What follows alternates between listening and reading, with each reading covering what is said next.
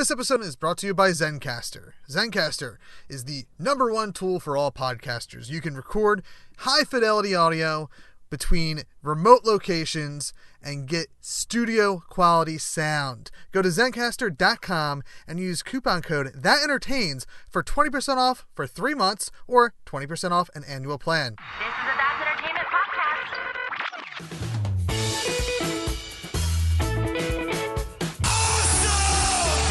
Awesome. Just tell people they're awesome and mean it. Awesome. Awesome. Did you have an awesome time? Did you drink awesome shooters and listen to awesome music and then just sit around and soak up each other's awesomeness? Awesome. That was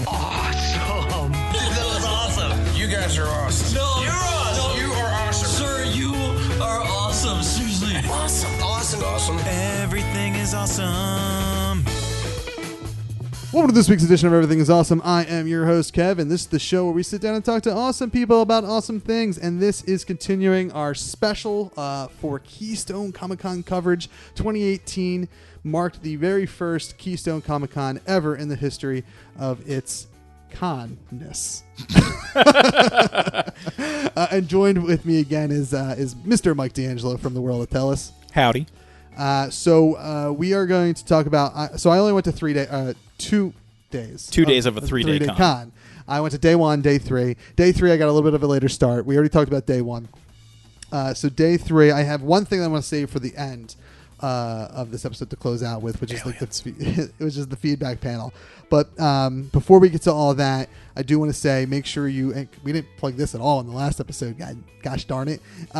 Make sure you check out patreon.com/thatentertains. It is our network Patreon where you can subscribe and get early access to all our in-house shows, including Everything is Awesome, Boys Keep Out, The Ladies Who Rant, and anything else that's coming down the pike, which will be hopefully we're going to be having 2 more podcasts launch in October and maybe even a 3rd one, depending on when you and I get together for that thing. And if you cannot support us in a monetary way, that's okay. You can leave a 5-star rating and review on iTunes. That helps us climb the ladder in Apple, and more people to see us there will listen to us, and that will be helpful. Or word of mouth recommendations, all great. Thank you for doing that. And of course, that's all I got. Subscribe. Of course, that's all I have. Yeah, subscribe to Mike's Patreon too. Patreon.com/Tellest.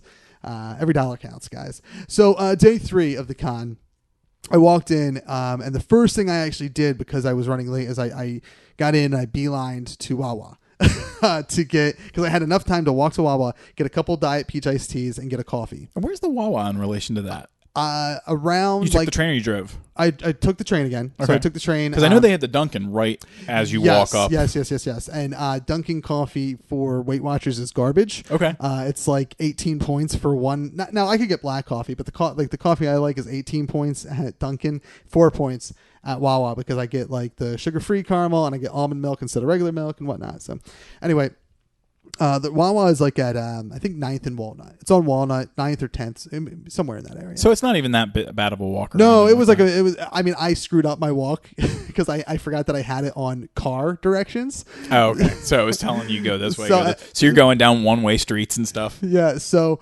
I eventually fixed it and got to where I was going to go. But it was like, to get back to the con, it was like maybe I think a 5 to 10 minute walk. I do like how this segment has just been like, how do you get directions to Wawa?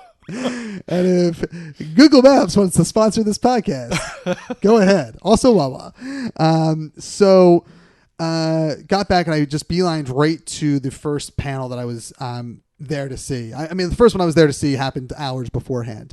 But the first one I wanted to go see was Females in Fandom, Star Wars Geek Girl. Now, I didn't read anything about this panel. I just said, I want to see this panel because I am like, as I run a network that wants to be an inclusive network for everybody, like I want to see what this is going to be about. And if you see and you can even take a tagline away from it, Females in Fandom, like what do you assume that panel is going to be?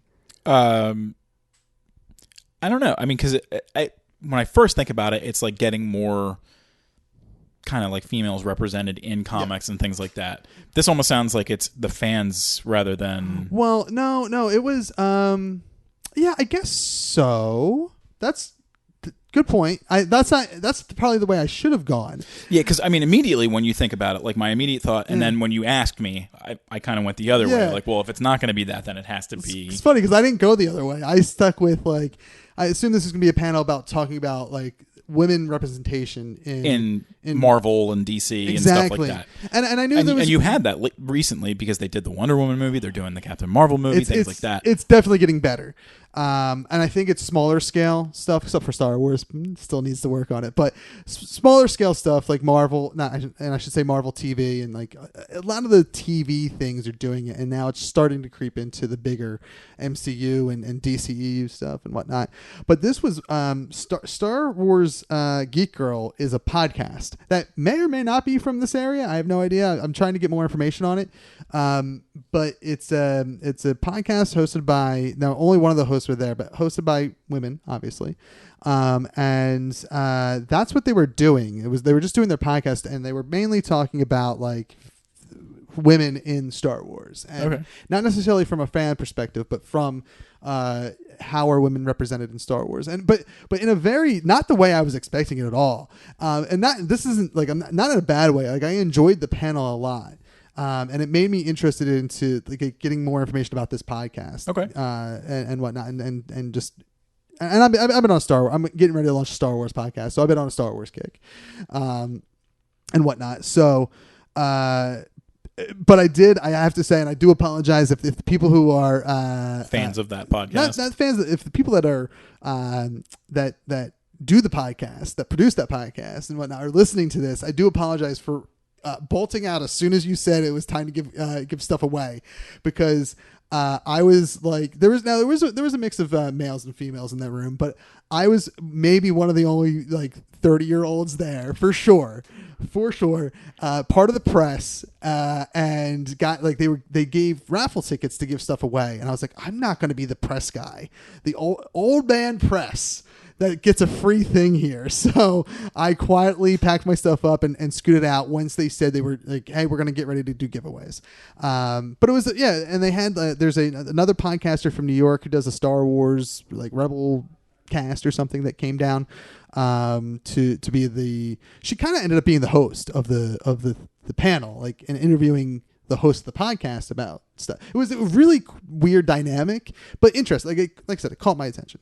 So I did that, and then I bolted to go see Nick and talk to him, and that's when we discovered that like Friday. This is Mr. Wasky. Yes, Mr. Wasky, brother of the other owner, Wasky, brother of the other Wasky, owner of alternate dimensions. So I was talking to him for a little bit, and like his issue with the con was like, it doesn't look like they really are bringing in like people to like, he wasn't happy with the talent that was there. John Barrowman, to me, and I now I think it would be argued that maybe The Office and Drew Blood were the bigger talent, but to me, John Barrowman was the biggest talent there. So I mean, when we look at it, it's a lot of TV talent. There wasn't a lot of movie talent, right? I don't think there was any movie talent. I mean, these people have been in movies, but sure. But I mean, they're not like any of the big superhero movie characters. It's no one from like the Harry Potter franchise or anything like that. And I mean, those are the really big ones right now. Is you got your Star Wars, your comics, your Harry Potter.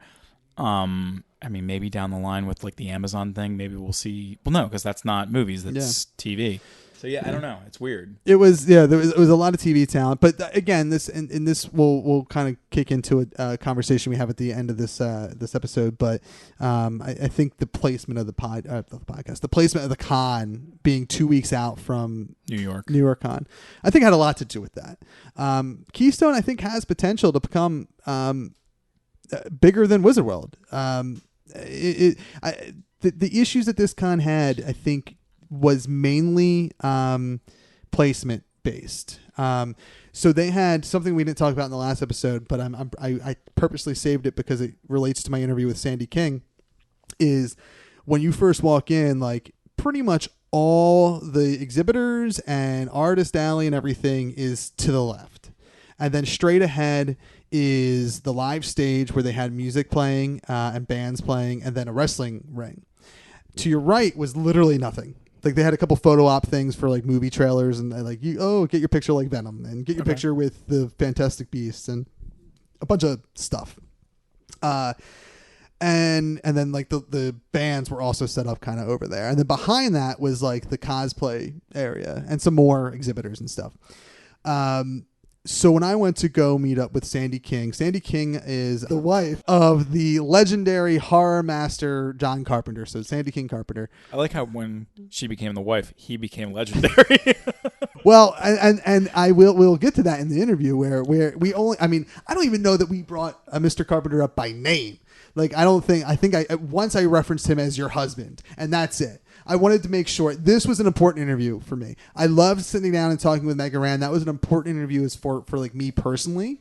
I never thought I would be sitting down and talking to Sandy King-Carptener, who is like just like a legend in her own right. She's a writer. She's an artist. She's a producer, a script supervisor, which is like you're juggling a lot of things when you're. She's a multi-hyphenate. She's a Renaissance woman, and she's done a lot for herself, for the genre of horror, with and without John. Okay. So she's the queen of horror as far as I'm concerned. We had a great conversation about horror. We had a great conversation about her career. And I'm not going to spoil it, but I will tease it. She turned down a job and she did it for herself. She thought that's what was best for her, and it worked out, obviously. She turned down a job at one of the biggest companies in the world. Okay. And I found that fascinating, and to the point where I don't know if I'm trying to think of the equivalent in the podcasting world, because it's such a new medium. But like if Kevin Smith offered me a job, it would be like me saying no to that. Okay. So it's insane, but she did it for her own well-being. And this was a fascinating conversation with a woman who is in the horror franchise genre, like in the bag. She's really knowledgeable about it. I mean, she's worked alongside her husband on several films as a script supervisor, as a producer. She's done TV, and now she is running Storm King Comics, which is her and John put together to bring horror comics to the world, which is kind of an underrepresented genre. You don't see too much of it. As far from like the big guys, no. And you get a couple from maybe Image, and you get a couple from maybe Dark Horse, but usually they're only around during the holidays, during the Halloween season. And Storm King is doing more than they're doing horror and sci-fi. And I've read a couple so far. She gave me a free little sample that they're going to launch like a kids horror line to get kids into the genre earlier, but not in a way where it's like horrifying. You're not being terrified or anything like that. So it's kind of like Goosebumps. Exactly, but like probably a little bit scarier than that. Yeah. So this is a fascinating conversation with Sandy King.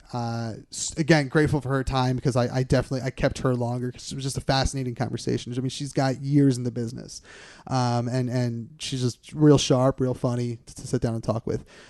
So we'll be back on the other end to kind of wrap up this discussion. Here is my interview with Miss Sandy King-Carptener right here on awesomepodcast.com and thatentertains.com/network.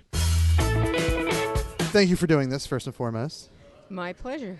When I got the email, I have a friend who's in love with your husband's work, with all the classic horror movies. So I was like, yo, get this. I've like gotten into like the classic horror stuff. I'm a terrible horror genre fan. I got into it as a kid in the 90s. So I grew up with like Scream and stuff and never went back to the old stuff. Yeah, so it was either parody or then it went into torture porn, and then it went into just straight splatter that didn't understand anything. But you just barely missed all the guys that were really saying something as a horror. Horror is really allegorical. Yeah. And that's why you see people still having, movie theater revivals of, Halloween, Night of the Living Dead, Videodrome, and a lot of those that were saying something, because what they were saying is really timely now. Yeah. And I consider myself a horror fan, but I'm a bad one, because I'm still in the process of going back. Like the first thing that somebody told me is like, go back and watch The Thing.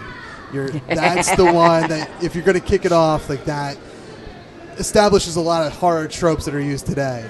And yeah, I mean, I couldn't. It's October is the month that I try to like do a deep dive into like one horror movie a night. And so I said this year I'm going to do the classics. Like I'm going to go and watch all the ones I should have watched when I got into horror in my teenage years. And because I was like, as a kid, I was just like, I was afraid. Like Beetlejuice scared me as a kid. Well, that's valid. I mean, first of all, I think that people show horror to kids far too young. There's definitely, entrees to horror with what the hell are they called?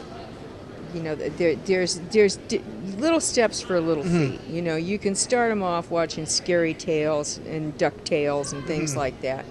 You don't have to say how tough your kid is by scaring the pants off him and giving him nightmares for life. Yeah. They're not ready for it. Our kids weren't allowed to see our movies until they were 12. Oh, wow. Which pissed them off righteously because their friends were seeing them, but their friends wind up, mind fucked forever. Yeah.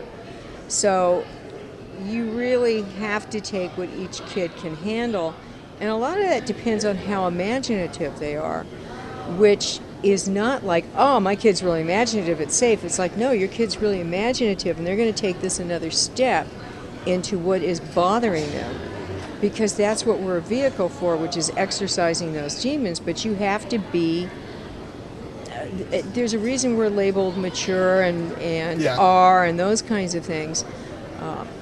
Our comics are rated mature. Yeah. I wind up putting hand signals up for moms and stuff when they come by the tables, kind of going, it's not that there's tits in it, it's that there's issues in it. Have you covered those issues with your kids? It is. Comics are in a weird space because parents that aren't into it, like they don't know, like, oh, it's a comic book, it's safe for kids. Where there's so many different levels. I remember when I took my son to a comic book shop for the first time, and he grabbed, it was like something Marvel or DC, but it was more of a teen comic, and I was like, let's go stick with the Mickey stuff. Like, we'll start young. Yeah, have fun. Don't terrorize your child just because you want to show what, you're tough. It's like you brought home a pit bull because why? I think that you do what's okay for your kid. Yeah. I'm not offended if you don't buy my comic books for your 8-year-old. I actually think you're a little twisted if you do. We're starting an all ages horror line. Oh, okay. At the start of next year, but it's made all ages.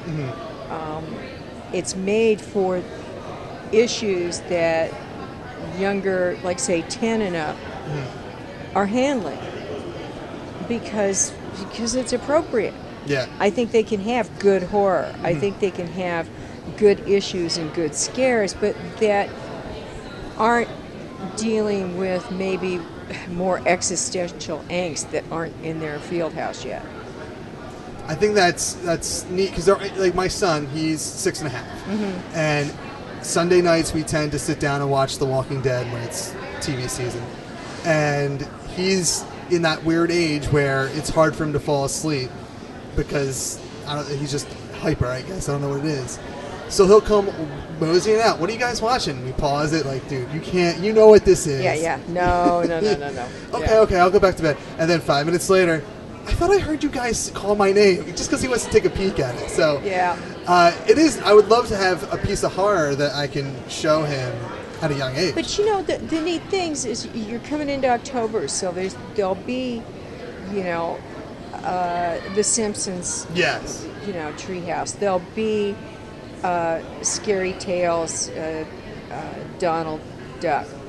There are all those fun things that you can show that are Halloween based, where Huey, Dewey, and Louie get scared and run around, but they're on their level. Yes. And that's fun, and yet they're not stupid. They're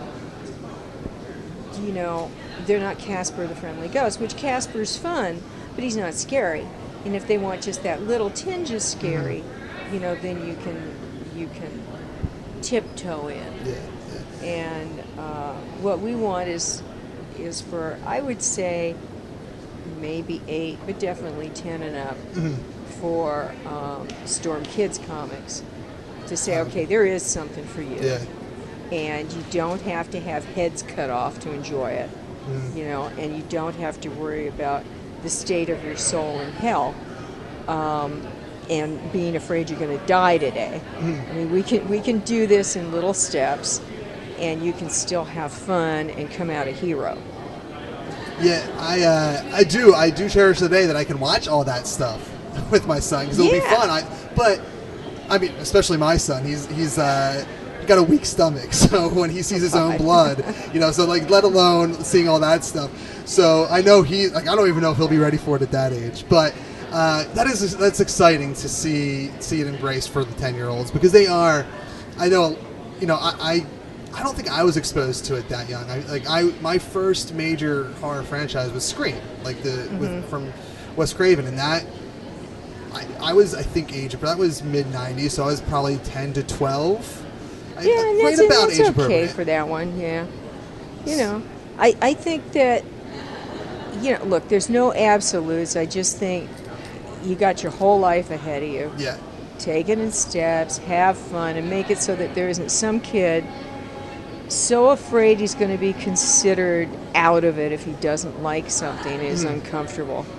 That there's lots of ways to have fun in Fantasyland without being miserable.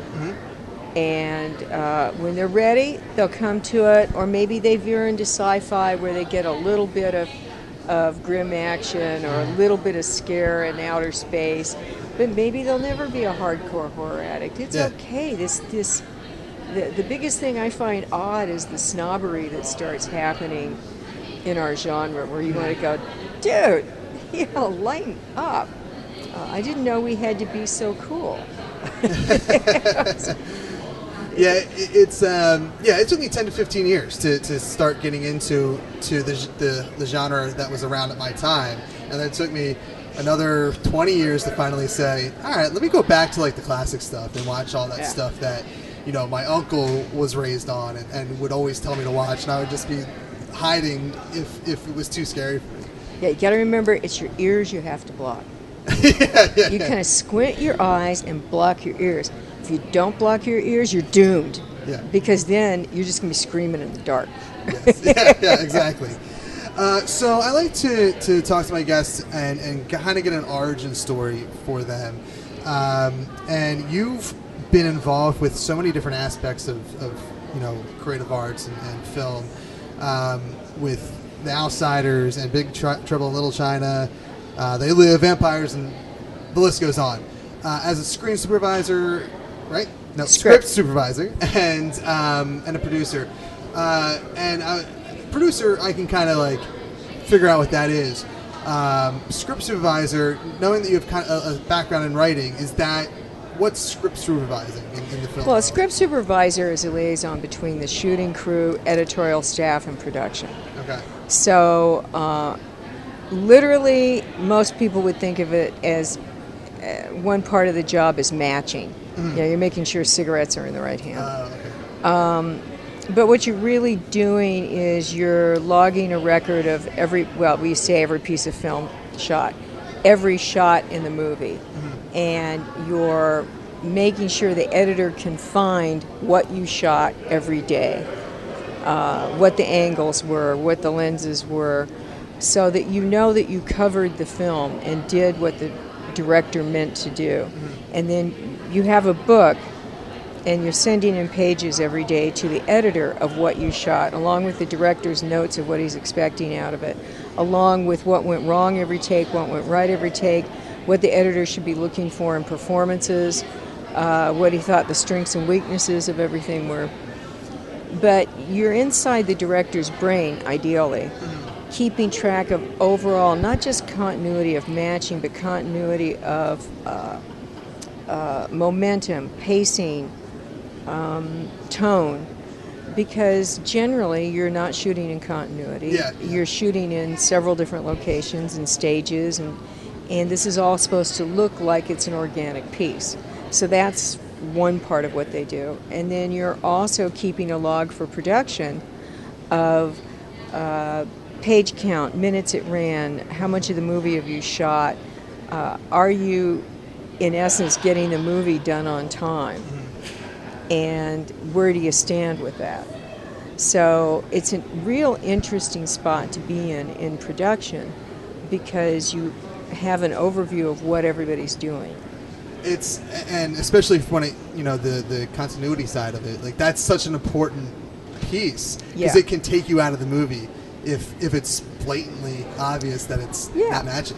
The whole idea is that you try to make the experience as immersive as possible for the audience. And everything you do that deviates from that is a slight distraction. Now, if your momentum is great and the performance of the actor is so great, may carry them through. They may not even know why they're slightly distracted. And it may be that there's suddenly a woman in a blue dress that showed up in the background. That may be something they're never consciously aware of, but it's a slight distraction within the narrative. So that's why you care how long the cigarette is. It's why you care whether a bus drove through, or whether there's different sounds, or whether it's even suddenly sunny or cloudy. You're trying to keep things consistent to make it so that you're really focusing on the story at hand. How do you work around the weather? That's tough. You do everything from it really is so different you can't shoot, or you wind up using filters, you wind up changing and going inside, you wind up reversing the angle, putting silks up. There's a lot of work that goes into trying to just not be different. Yeah, I feel weather's is that like the hardest obstacle when you're... It can be big. It depends. I've shot in the mountains where they started out snow covered, and you wake up one morning and there's been a thaw. That's kind of unchangeable. Then you sit there and go, all right. But what you do is you're looking at weather patterns the whole time and kind of going, you know what? The temperature's about to warm up literally during the night. Shoot this out now. I know we're going into overtime, but there's going to be no snow tomorrow, and we can change the next scenes to not be out here. But if we don't get to finish up this scene, we're going to look really stupid. There is a lot of responsibility under your belt at that point. Weather, scene structure. Yeah, those decisions are being made by production. So those are the decisions I make now. The script supervisor isn't making those. Gotcha. She's not riding the weatherman. But in the production office, we're definitely looking at the long-range weather report. Wow. We're looking at, is rain coming in tonight, and should we really break for a meal, or should we break it in stages because rain is due in 2 hours and we're shooting in a convertible? What are we going to do? Are we going to tarp it and the sound's going to be unusable? Or are we just going to shoot straight through, hope for the best, pay everybody's meal penalties, and get out of Dodge? There's a lot, I think, that goes into a movie that most people don't think about. Like that's, I mean, I enjoy watching film. I enjoy listening to people talk about film, so I kind of know some of it. Nothing about this end of it, though, and that's something that you never think of. At least from my point of view. I don't. I'm sure people in a steel mill have things about pouring pipes and other forms of steel where they're going, and then this happens, and if the temperature isn't just right, you wind up with a load of shards. Every business has its requirements and things you learn and things that make you a professional. A bunch of people come in thinking that they're just going to wait for their limousines and cocaine, and that's what our business is. And ain't never going to happen if you have that attitude. So what led you to the creative arts? Like, what's the origin point that you said, I'm going to go to school for art, I'm going to work in the movies, I'm going to be a writer, artist? Well, I think I was always creative. I grew up largely alone. I lived on a mountaintop in Glenwood Springs, Colorado, 5 miles from town, on a ranch where the nearest kids were down the mountain on another ranch. And I split my time between Glenwood Springs and L.A., and there I lived on another mountaintop. not far, not near much of anybody. And I wrote stories and drew pictures. And I always thought I'd be an artist. So I wound up going to Art Center College of Design on a special program while I was still in high school. And then I went to UCLA as a pictorial arts major, as a fine artist. And then I realized at some point that I was going to starve when I got out of college. So I started in their animation program. And I really kind of dug that. And one of my goals became to be an animator at Disney. Okay. And that was a really tough job to get. And about the time I got accepted at Disney by the old guard, that was back when Wooly Reitherman was there, and all the guys that had names that sounded like cartoon characters worked there. I was also working with some other guys and doing animated educational films. And I had to make a decision about whether because I was starting to do work for other friends who were all in the film department.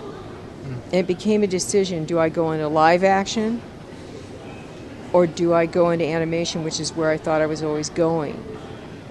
And I was a pretty reclusive person.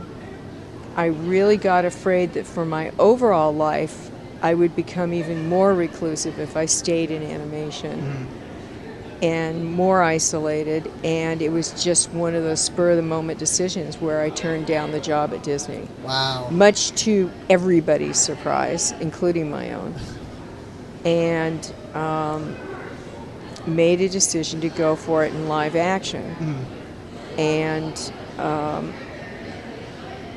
so I worked for a while both in animation with the one company I'd been with Lewis Hall and Carl Gutierrez, and then working movies for free to learn more, and painting platform shoes for a guy named Fred Slayton who sold very expensive shoes to rock and rollers. That's kind of like, I don't, obviously it's believable because you did it, but it's hard. It's hard to picture anyone saying, you know what, Disney, and especially like thinking in 2018 terms, like one of the biggest companies, and I guess even back then, one of the biggest companies. Well, they were it. Yeah. In terms of animation, I mean that was the holy grail. And you never know when you're making the right decision. It's just a decision you got to make. Yeah,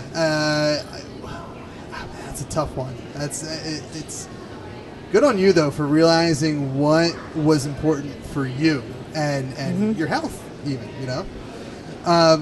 So you have your hand in a lot of different things, or you're a Renaissance woman, producer, script supervisor, artist, writer, CEO. Is there something out of everything you've done that you prefer? Writing, drawing, producing, is there something you prefer over the other? No, I think it's all kind of holistic. They all everything I've ever done, believe it or not, grew organically out of whatever else I was doing. All of my opportunities were just doors that opened as I was walking down the same hallway. Every experience I had enriched my skill set that allowed me to do the next thing. So I think most of my life became a why not. Yeah. It's like if something presented itself, I'd think about it going, seriously? And then I go, well, now it just seemed kind of cool. Let's try it. And then, like in the world of movies, most things happen as you grow your circle of contacts, as you work with people, and you form teams with people pretty naturally, that those opportunities grow, and different people gave me opportunities. I always liked just being a script supervisor and a member of the crew. I was real happy there. But different studio heads, executives and stuff wanted me to go into producing, which I never wanted to do. I was pretty happy just where I was. but someone I'd known for years on a TV pilot for CBS made me an associate producer while I'd been script supervising on that show. And that was a thing down in the Bahamas. And it was okay. And then somebody else asked me to be a production manager on commercials. And it was okay. Still didn't set my world on fire, so I kept being a script supervisor. Mm-hmm. And then when I started working with John and eventually had a personal relationship with him, so many people would essentially ask me to do production-oriented things. I finally said, fine, I'll take the title because you're not going to leave me alone. I'm going to have to do the job anyway. Yeah. But so that's, kind of the producing came about because essentially I'm good at crossword puzzles Mm-hmm. and thinking about solutions. Mm-hmm. In terms of doing things like comic books, that came about because our fans cross over into gaming and comics and TV, so it makes sense to be there. A script we had that we were developing for a television show, I kept hearing all these excuses about moving the location from Los Angeles to be in Wilmington, and really the idea was they wanted to go non-union. And some little under-assistant development person said, well, it's not like it's a graphic novel we have to match to. And I just looked at her and went, actually it is. And walked out of the meeting, went home. John said, so how'd it go? And I went, we're doing a comic book. And he said, really? What do we know about comics? I said, absolutely nothing we'll learn. And Is that how Storm King Comics came? That's how Storm King Comics came to be. And that was 2012, if I read. I never know dates. I'm right there with you. I never know dates. And that stems from the why not that you mentioned earlier. Just kind of saying, let's do it, let's do this. And I love that why not. I'm a big fan of Kevin Smith, writer-director from Clerks. And he has, every podcast he does, especially live ones, he'll always kind of end on be a why not person. Like, don't say why. Don't let people say why to you. Why would you want to make a movie? Why would you want to write a comic book? And that's like something I try to do in my life is like, why not? Like people, I used to wrestle like the same kind of stuff that they're doing in that room downstairs. And my whole family, everyone's like, why are you doing this to yourself? I'm like, why not? I like it. It's fun. I could be doing drugs. I could be doing the worst. That's always the parent's ultimate threat. I could do drugs if you did do. My kids pulled down on me. It's just like, bad comeback. But, I just think when you have the opportunity and you have the creatives, and we spent 2.5 years researching comics before we launched it. Mm-hmm. I mean, I don't think you take it lightly. You don't take another art form and just go, oh, because I make movies, I can do. I'll be so good at this. Mm-hmm. Wrong. But we were really fortunate in that because they're closely aligned people in these genres, mm-hmm. that I could go to people like Tim Bradstreet and Steve Niles and Jimmy Palmiotti, and people who were really very generous with their advice and help, and go, I could look at them and just plead stupidity and just go, I have not got a clue how this should go. Reading them doesn't mean you know how to make them. Yes. Yeah. It's like all the people that go, I know all about movies because I watch them. Good on you. I would never be that disrespectful to the medium to kind of go, oh, I got this. Mm-hmm. But people were really helpful. We did a lot of due diligence, and hopefully what we brought to comics was somewhat different than what was already there. It's when I found out that you guys had a comic, I'm like, how has this never been on my radar before? And again, it's probably because I'm so busy. I'm in a creative mode for the last few years, so like it's that kind of stuff, comic books, movies. I'm so far behind the 8 ball with everything that I used to love as a content consumption person. I just it's all I got to catch up. And it's one of my new loves is like diving into Storm King comics and the horror stuff, and I love it. It's great stuff that you guys have going on there. Thanks. What's like the next big thing for Storm King Comics? Well, I think that the biggest news, I mean, what we have going on right now that's the newest is the ongoing Tales of Science Fiction, because that's monthly and it changes. It's a series of mini-series. So however long the story takes to tell is how many issues it runs. It's like Vault ran 3 issues, Vortex ran 8 issues. Right now, Standoff is going on. It's starting to wind up. It'll be 5 issues. Next will be Twitch. It's a Joe Harris book. And so those have been really fun because it's these writers from all different disciplines. Some are comic writers, some are novelists, some are screenwriters, just writing really cool science fiction. Those will keep going. But again, like I said, we're doing Storm Kids comics, and those will start somewhere early next year. It's a matter of scheduling with the stores and Diamond and whatever. The boring stuff. Yeah, unfortunately, that's the only kind of consideration I have to give these. We can write whatever we want, but then it's like, yeah, you need to know 6 months out and whatever else. But those will start up in this next year, and that should be kind of fun. And we'll do just enough of those to kind of test the waters and see how they react to kid horror and sci-fi. I am super stoked for that, so I can sit down with my son. He'll be 7 in January, so see if at least I can read it to him. Yeah, and I think they'll be okay, and every parent will be able to judge how ready their own kids are for these. When we go back to the booth, there's one I can show you that I wrote as a test. Okay. Water. That's just a short story.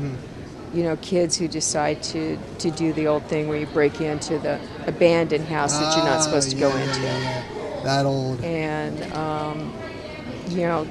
that seemed to go over well enough, and enough people were grabbing them up that I thought, I think this can work.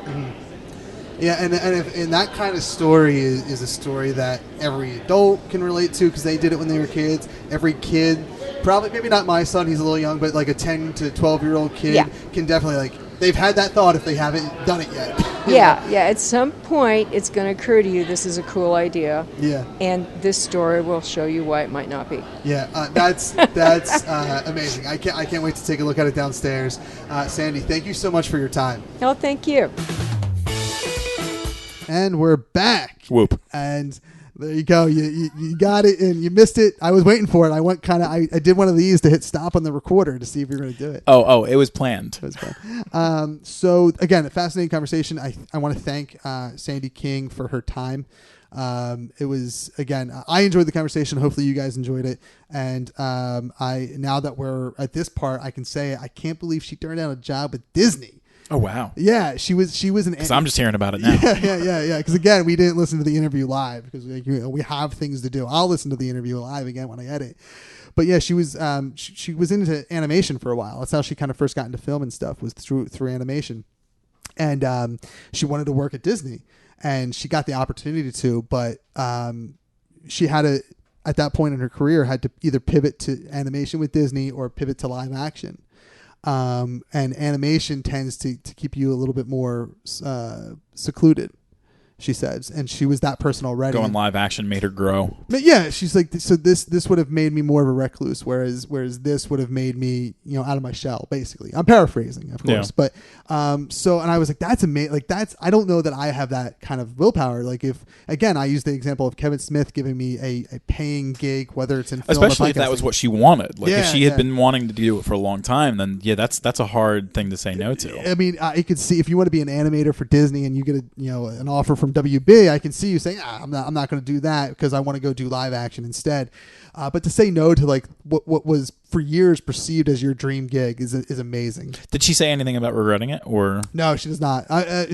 She I don't did I ask? I don't know if I asked that question at all, but I think naturally that question there is answered in our conversation. Okay. To where she didn't. And I can't wait to see what they do with Storm King Comics, and they have a lot of projects coming down the pipe that I'm super excited about. I do want to wrap up on one final thing. One of the last things I did the True Blood panel this day as well. I'm not a True Blood fan because I never really watched the show. I watched it, and it's probably something that really is in my wheelhouse. yeah? Well, I mean, you and I are into like that kind of like campy humor and stuff like that. You know, Yeah. We used to watch the Raimi stuff. Yeah. So it's probably in my wheelhouse, but I just never had time to watch it when it was on and whatnot. And it's a commitment. It's like 7 seasons, isn't it? Yeah. But it was, such a great panel that I'm going to have either a separate episode on or a separate article on, because it was just fun listening to that cast talk. The only bummer was Makad Brooks was not there. I'm a big fan of his. He plays Jimmy Olsen on Supergirl. And he left early that morning for he had to go shoot Supergirl, I assume, up in Vancouver. So he had to leave Saturday because something came up with shooting. So he wasn't able to be part of that panel. Or Sunday. He had to leave Sunday or something. I don't know. He left before the panel. Like, why do you keep on pestering me about this? But one of the last things that I did, I walked around the floor again. I had time to walk around the floor and kind of really appreciate the stuff there. And there was a lot of art that I wanted to. I was like, oh my god, like I'm gonna buy all this art. And I was about to whip out my wallet and buy a bunch of things. But I decided that I don't have a space to put it yet because I'm still working on my studio and whatnot. But I did say right then and there that 2019, regardless if I'm going to a con as a speaker or as part of the press or both, I'm going to make it my goal to at least support one or two artists every con, because they're out there hustling. And that's one of the reasons I didn't interview anybody with this portable recorder, as going up and down Artist Alley or anything. Was I didn't want to be the guy that's let me waste your time when you could be selling stuff. Yeah. So I thought you had something to say. I was thinking about it because this next year that we're coming up on, we're talking about doing 2 tables and getting 8 people going to prep the show and everything. So in a situation like that, if a person has multiple people at the table, that's when you could have someone. But most of the time they're there by themselves, especially Artist Alley. Yeah, I mean, if you're traveling from all over the country, you don't have people going with you. You're trying to sell everything on your own. Yeah. It's got to be tough. I mean, Greg Capullo, for instance, I know he usually travels. His wife didn't come this time because she had surgery. That's why he wasn't there Friday. But he was there Saturday for Batman Day, and I don't think he stayed for Sunday either. I think he went home. But he has people. He had people running his table all weekend long. But there are other artists who are local or they're within the 6-hour driving range that is going to come by themselves and try to hustle to sell. So it's a hard thing for me to go up there and be let me waste 15 minutes of your time that you could be selling. So I need to get to that point where I'm not. Do that on a Thursday. Yeah. People would be like, thank you for taking my time. I think that there's time to do that, and I don't know that the middle of a Friday or Sunday is necessarily that time. It's maybe the beginning of the day or the end of the day. I think you could get away with it the middle of Sunday if they're not planning on going to a panel or something like that. Yeah. End of Sunday is tough, and then all day Saturday. Yeah. But I did see a lot, and I made that commitment of being able to buy a couple things just to support the artists that are there, and plus it will help me get my studio nice and decorated and whatnot. But the very last thing I did was I don't know why this didn't click to me as a feedback panel, but it was a Q&A with the Keystone staff. I was like, oh, this might be cool. And I get in. It was basically them talking to the artists and everything? No, it was them talking to, it was 3 or 4 guys from Keystone who helped put this thing together, talking to people who were, I think that the exhibitors and vendors and stuff had a separate room that they were doing that in, but for press and general.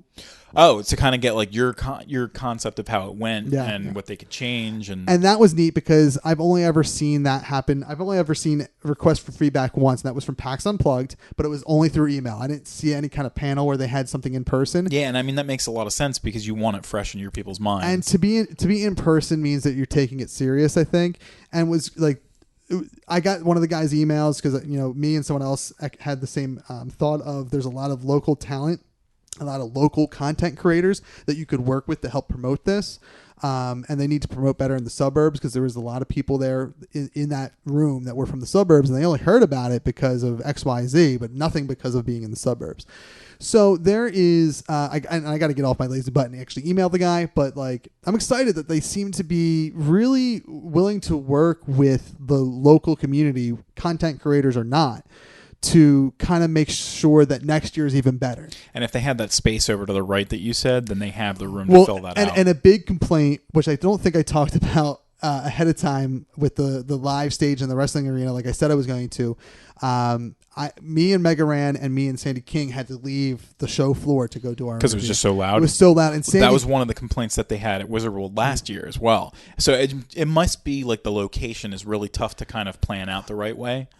And the people in that feedback room said that, you know, that loud stuff should really, if you can, put it in a separate area altogether. And they have they have the ability to shut the doors, or the wall, or whatever. So you could just have it separated by, you know, we've got Hall C and D, but then we have Hall B for the wrestling ring and the music act and stuff like that. And I think that, and I get the idea of not wanting to close it off so that like people can be like, oh, let me go over there because I'm over here. But I think that it makes a lot more sense as a person of the press that was there.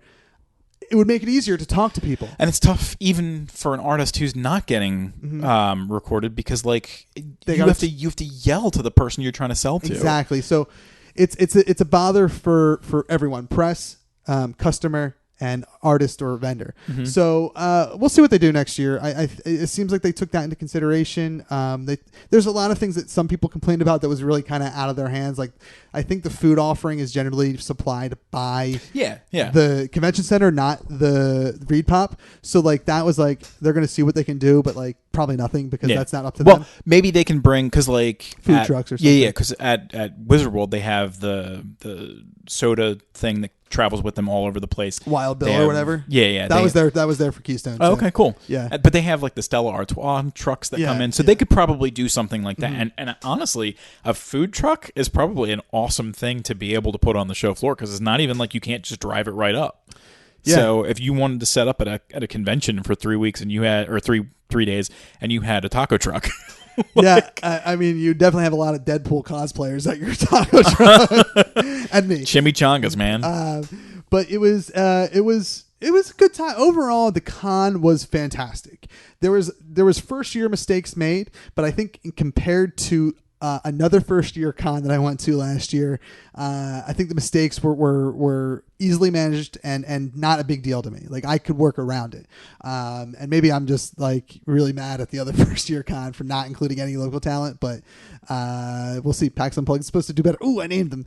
PAX Unplugged is supposed to do better this year. I'm actually going as a member of the press this year for PAX Unplugged because I didn't feel like I had anything to offer as far as a speaker at that con. So I decided to go for press. Are you doing all 3 days or? I'm going to see. I'm going to try. Because we're kind of still trying to figure out because Matt is in California. So if I was going to go to do Quantum Quest again, it would be by myself or with Rihanna. Yeah. So we don't know if we'd do all 3 days or no days. So. I'm going to try to go. I'll probably go at least on a Friday and at least Sunday again. I want to try to make it all 3 days. And I'll know more people at this con. Whether or not you show up or not, because I know, like, I'm sure Jeff will go there again. I know Empire Dave Steele will go there again. So there's going to be more people that I'll see. It's weird. I know a lot of people in that community without actually being in that community. But you'll get there anyway. You're right around the corner. Actually, we are. There's a couple. We have a couple role playing things that I want to launch in the next couple months to a year with the Zomcast. I'm just waiting on product for that. Basically, I need to get off my lazy bum and launch this other thing that I think I told you about. That's I don't want to give away the name or concept, but it's a thing. Unique to say the least. Unique, kind of like a 2-player. Actual play podcast. It's unique in that way. Anyway, we got to split because this interview was longer. I don't want to keep everyone here too long. So I want to thank everyone for taking the time to sit down and listen to Everything Is Awesome. You could be doing anything with your time, and you chose it to spend with Mike and I and Miss Sandy King-Carptener. And if you listen to the other one, Megaran. So thank you guys for spending time. You could be doing it. Anything else, literally, that's probably more productive than listening to me babble, but you chose it. If you support us on Patreon, thank you. If not, go to patreon.com/thatentertains and consider supporting us there. And if you can't do it, a support us monetarily, there are plenty of non-monetary ways. 5-star rating reviews on iTunes, word of mouth recommendations, and just forcing everything is awesome down your best friend's gullet. Whoever your best friend is. Anyway, Mike, where can people find you? You can find me on www.tellest.com. It's Tellest. I think my Twitter is Tellest too. I don't know. And then Facebook is Tellest Books. Maybe. I think. And then, those are the big ones. And I think Instagram is also Tellest Books, but I don't know if you do anything with Instagram. I'm so bad at marketing, man. Yeah, dude, so am I. That's like, I need someone to do it for me. I was talking to somebody today about I don't plan on marketing myself until I have multiple trilogies out, and I'm probably shooting myself in the foot because people probably don't really give a shit. Yeah. They'd probably be like, yeah, I'll read a book. I like books. I'll read a book. Anyway, thank you for listening. You can find this show on Twitter at RealAwesomePod. We're also at RealAwesomePod on Facebook. You can find us on Instagram at AwesomePodcast whenever I decide to Insta there. You can find me on Twitter at ThatNerdyKev. That's where I do most of my tweeting and twatting. And of course, you can find us on the That's Entertainment Podcast Network on thatentertains.com/network. We're on our own homepage, awesomepodcast.com. And you can find me at nerdykev.com. I'm everywhere. You can usually find me at that nerdykev or nerdykev somewhere on the interwebs. And with that being said, we'll be back next time with some sort of fantastic interview. I don't know because I got 95 interviews recorded sitting on my folder to edit. For Everything is Awesome, I'm Kev. I'm Mike. We'll see you next time right here on awesomepodcast.com. Whoop. That's Entertainment Podcast Network. Entertainment and culture. Artist owned, fan supported.